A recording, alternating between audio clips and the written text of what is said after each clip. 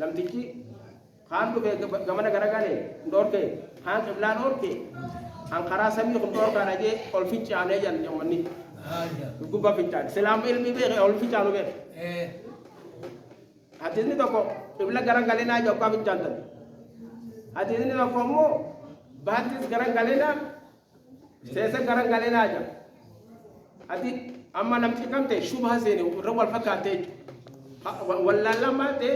firraa ol garagalchee jiru hara samii laalii jechuudha. Koota fincaan karam dachee akkasin najjifamee jechuudha.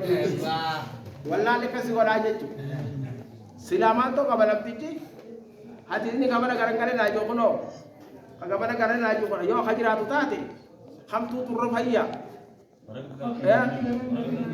Hadiisni wal fitee warra beeku geessee takka yoo beeke hadiisni baasese karangani laaju kun yoo jiraates laafaadha yoo jiraatee laafaadha hadiisni sayini khaloma qiblaa kana hadiisni sayini hadiisni ummaa qiblaa kunu baala fadirree dhorke malee lafa mana keessatti hayyama warra ja'u jira lafa dirreedhaatti hoggaa sagaraa maa qibla garagaluun dhorka sagaraafis akkasumatti fincaaniifis yoo ammoo waan akka manaa keessatti taate ulamaayin dhorkaan qabduu jetti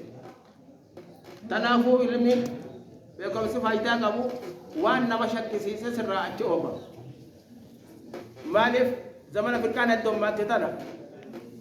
kaan anaatu haqa jaa kaan anaa karaa jira jaa ati kamin nama karaa jiru maaliif beeytee warra jiwan imaamata goojjoo godhee si dhufa mudoora addeeffatee anumaan karaa jira jaa warri dibbeetis anumaan karaa jira itti khawaarijaanis anumaan karaa jira jaa shi'aanis mee ati haram garagalta gaafa kan yooni fi beekumsa qabaachuu baattee maaliin jala baata gaafa kana haraa warri salafni deeme qabatta hoggaa dubbiin akkanatti wal qabde kana dhamaatee na osoo nafne dura maal turan ummanni sahabaa maal ture ambiyaan maal ture quraanni maal jaa hadiisni maal jaa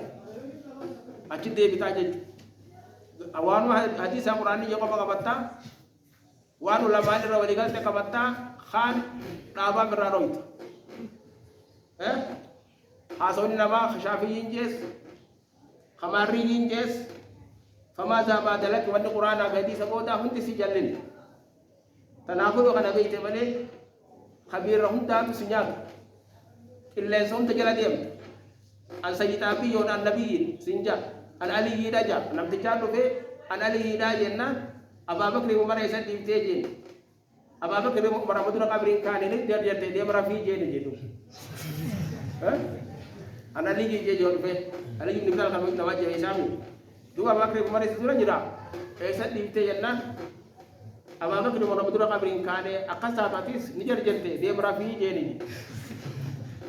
nama akkasii sanii si dhufee an aliyyi siin jaa an saabaan ayoo jemma saabaan seera qabdi saabaa